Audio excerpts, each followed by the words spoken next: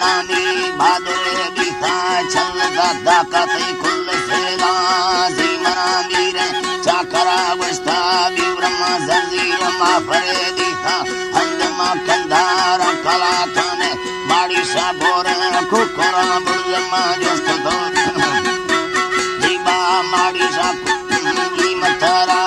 माड़ी सा बोरे कुकुरा बुर्जदा साहिबो सरदार दिला टुकमा जोस्त दो मीरे चाकरा अवस्था तरसहता बच्चे इंद सरदार में दिन मनीता उल्का आधार बाज मीरा नशा बारा पुष्टा बोरमली सरते सासरा बस्ता वक्ते परिंदला घोड़वो गल्ला वक्ते पागोरानी शिकारियामा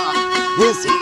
सरा घसा या कपूता शमा है वरा कसा महावा तुर्का निष्ठय निंदा कौल के सेवी वाराड सा शपरे दोरो कामयाया था रुष्टरे तुर्के बांधते जिया साप समाड़ी बानो का खाना बोढ़ने कैदिया बलोचेना चबोलाई बोझ केरो शैरा भाल शब्दों में मैदी गला कष्ट मोहवा माड़ी बानो कसवाला सरमली कैदा रहला स्वीकमा सने सने हो घड़ाए कमा थकुता कंधारा कला गट्टे चंबोड़ा हमें माला पौड़िया वलगेरा नाचो फसनी सहारे घेरा नाचो रंग से मारा महावा माड़ी कुटवा काका जात में सही हर पर जोता महाया लौर कले दाता सकले बीरगा गिन्नवा लड़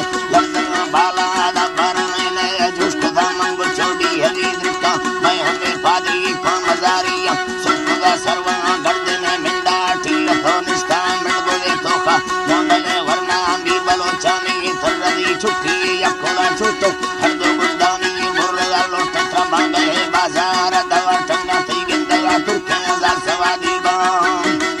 है दीबा गिंदला तुर्के जार सवादी बा महावा बीवरा कलामानी मैसरा हरवाज जुड़ा बस सामनी हिच वक्त न पारे सा शाहवा होनी दुमरा मलदमा का कितना शेरा सन्नडा काना मदोस नुडो के जना यारा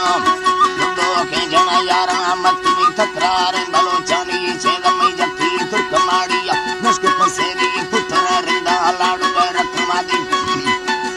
रखमादी तो तनी ठगेरा दासा है बरो दुखा ठगेरा थंगे दिल हीरानी ठगेरा थंगे दिल हीरानी दान सही बीरा रमदा चाहे मर्दान भैयाई जोरा लाज दफरी असलो खेना दुलदुला चुका बागिरो खेना मलझड़ पाना मानव सना हद सरपुरी असमो सना पोल खुना मानी हदा नादा खाना थई दुमा चाकर में दोस्त बारा में दुमा मारंगरा बारा मलुड़े के चिल्लो चापा मा यस बजाबे बामरंगा रोसे स्तार मादन खुना मिलाई दफा